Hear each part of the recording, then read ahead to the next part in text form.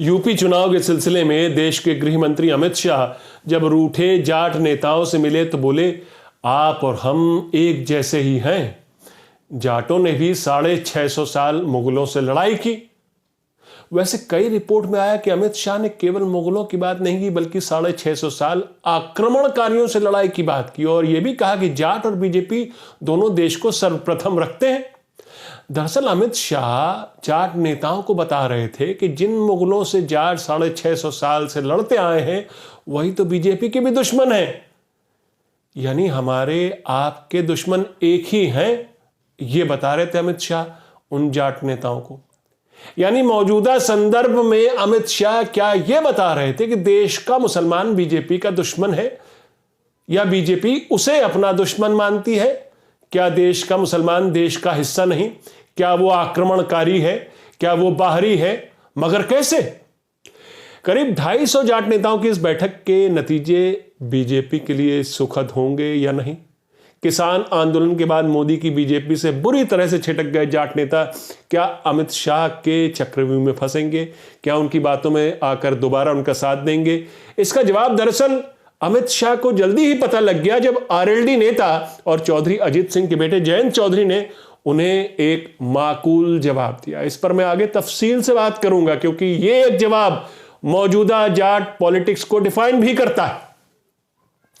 लेकिन अमित शाह जाट नेताओं और किसान नेताओं के बीच बैठकर मुगल आक्रमणकारी और देश की सुरक्षा इस तरह के शब्दकोश का जिक्र क्यों कर रहे थे? अब तो न राजा रहे न जहांपना, फिर मुगल इतिहास की तरफ क्यों मुड़ गए अमित शाह? वो ये बताने की कोशिश कर रहे थे कि जाट नेता बीजेपी को अपना घर ही समझे। ये तो बात समझ में आती है, लेकिन ये संबंध बिठाने के लिए अमित शाह को मुगल और देश की सुरक्षा की बात क्यों उठानी पड़ी? क्या जाटों को ध्रुवीकरण की इस परिभाषा में शामिल करके अमित शाह उस समाज को सांप्रदायिक करार नहीं दे रहे जिनके लोगों ने, पुरखों ने, बच्चों ने या तो किसानी की या फिर सेना में भर्ती होकर देश के लिए अपनी जान देने का इतिहास रहा है? अमित शाह के राजनीतिक पूर्वजों ने तो अंग्रेजी हुकूमत के खिलाफ भी कोई लड़ाई नहीं लड़ी, जेल तक नहीं गए, जान देने की बात तो दूर। आखिर जाटों के बीच सांप्रदायिक ध्रुवीकरण का कार्ड क्यों खेल रहे हैं अमित शाह? किसान आंदोलन की अगुवाई करने वाले राकेश टिकैत ने अभी कुछ रोज पहले ही कहा था कि बीजेपी बांटने वाली राजनीति करती है। किसानों को भूला नहीं कि उनके आंदोलन को बदनाम करने वाले भी अमित शाह के सहयोगी थे। उन पर आतंकी संगठनों से मिले होने का आरोप भी उन्हीं के सहयोगी मंत्रियों और पार्टी नेताओं ने लगाया था। सवाल यह भी है कि यूपी में तो 5 साल से अमित शाह की पार्टी की ही सरकार है, तो क्या अपनी सरकार की उपलब्धियों के बारे में कुछ नहीं मिला जाट नेताओं को बताने के लिए? वैसे किसान आंदोलन के दौरान इसी पश्चिमी उत्तर प्रदेश के किसानों ने मोदी शाह के सरकार की रिपोर्ट कार्ड बनाई हुई है। अमित शाह को डर है विधानसभा चुनाव में यही जाट और किसानों ने फेल न कर दें। सवाल यह भी है कि क्या किसान नेता पश्चिमी यूपी का जाट किसान आंदोलन के दौरान मोदी शाह की पुलिस की लाठियां भूल जाएगा? क्या किसान बीजेपी की चुनावी पॉलिटिक्स के रणनीतिकार, उसके चाणक्य कहे जाने वाले अमित शाह को चुनाव में माकूल जवाब देंगे? नमस्कार, मैं हूं आपका न्यूज बाज प्रभात शुंगलू। मेरा आज का सवाल, क्या अमित शाह जाट वोट बैंक को बीजेपी की तरफ मोड़ पाएंगे? अपने जवाब हां या ना में जरूर दीजिएगा।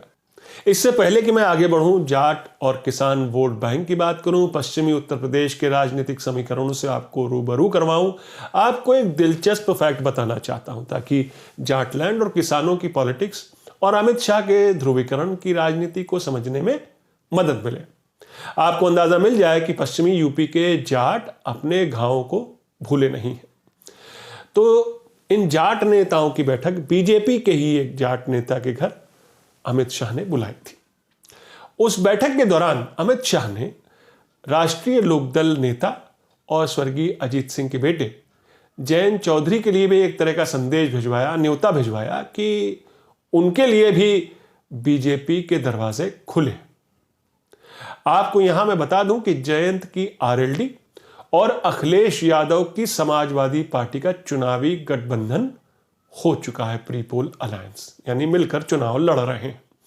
इसलिए जब जयंत के पास अमित शाह का यह न्योता पहुंचा तो उन्होंने सोशल मीडिया के माध्यम से अमित शाह और उनकी बीजेपी को जवाब दिया। जयंत चौधरी ने अपने ट्वीट में लिखा, न्योता मुझे नहीं, उन 700 से ज्यादा किसान परिवारों को दो जिनके घर आपने उजाड़ दिए। जाहिर है जयंत चौधरी किसान आंदोलन के दौरान मारे गए 700 किसानों का जिक्र कर रहे थे।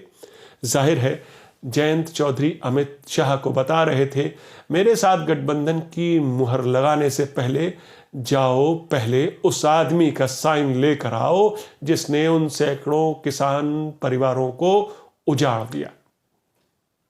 लेकिन बीजेपी नेताओं को लगता है कि प्री पोल नहीं तो चुनाव के बाद आरएलडी के साथ गठबंधन हो सकता है।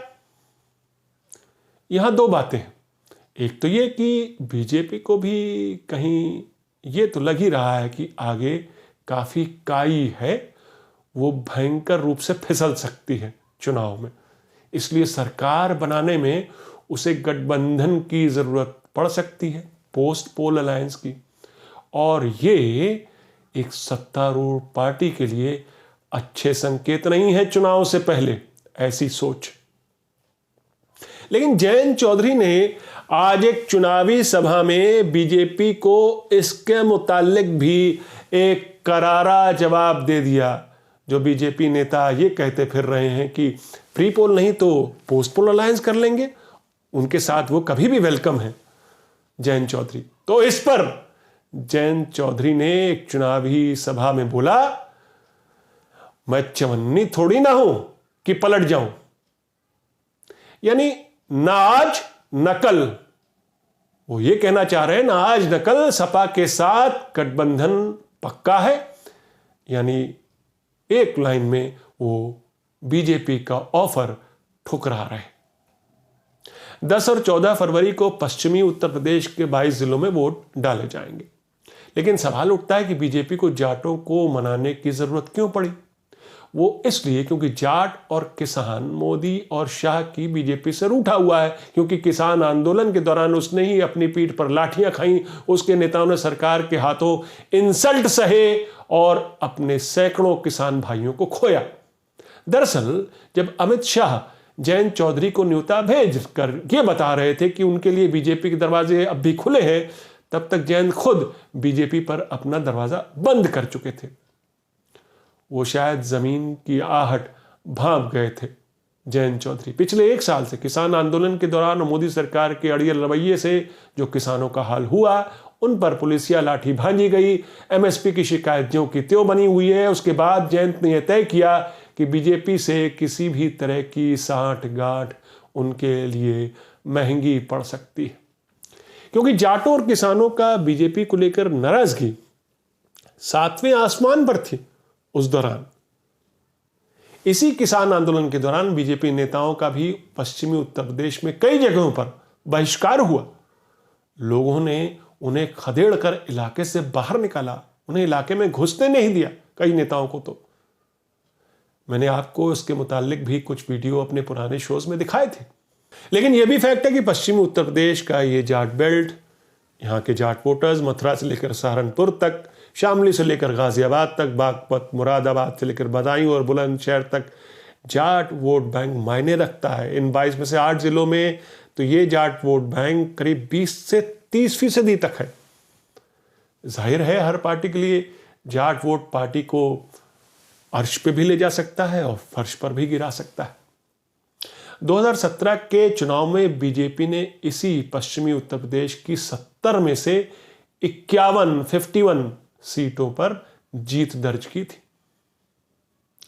और उसका वोट शेयर 43% था, जबकि 2012 के चुनाव में उसका वोट शेयर मात्र 15% था। वो चुनाव 2012 का चुनाव मुलायम और अखिलेश यादव की समाजवादी पार्टी ने जीता था और अखिलेश पहली बार मुख्यमंत्री बने थे।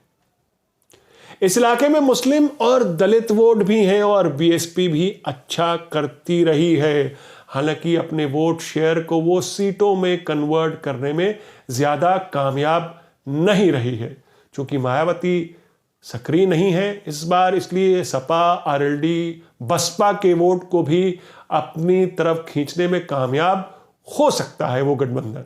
हालांकि कल स्थिति कैसे बदले कहा नहीं जा सकता, क्योंकि आखिर मायावती भी कच्ची खिलाड़ी तो है नहीं। कांग्रेस आज भी यूपी पॉलिटिक्स में हाशिए पर है और असली लड़ाई बीजेपी और एसपी गठबंधन के बीच ही मानी जा रही। और जयंत चौधरी की आरएलडी, जो इसी पश्चिमी उत्तर प्रदेश में एक बड़ी ताकत है और जिसके वोट बैंक का आधार जाट और किसान है, वो अखिलेश के साथ गठबंधन कर चुनाव लड़ रही।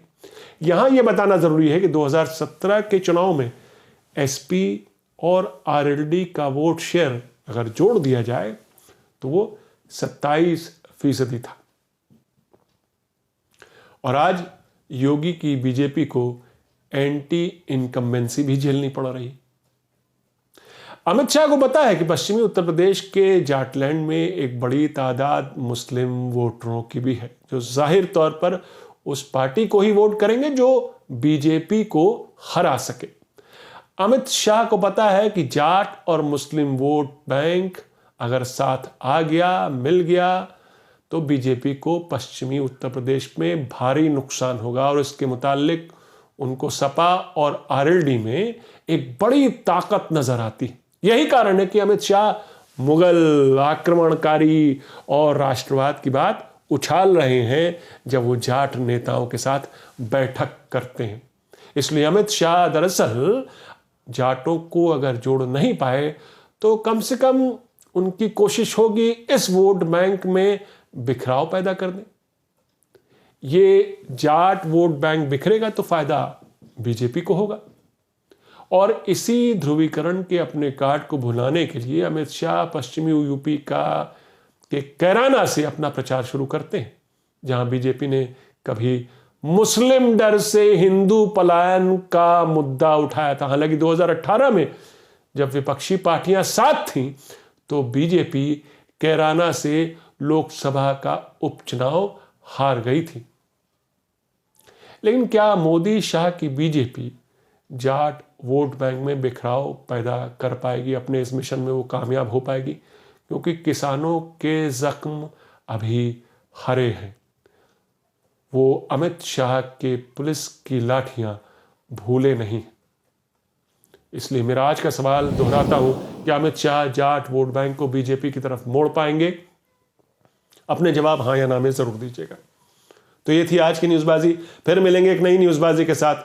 तब तक के लिए नमस्कार।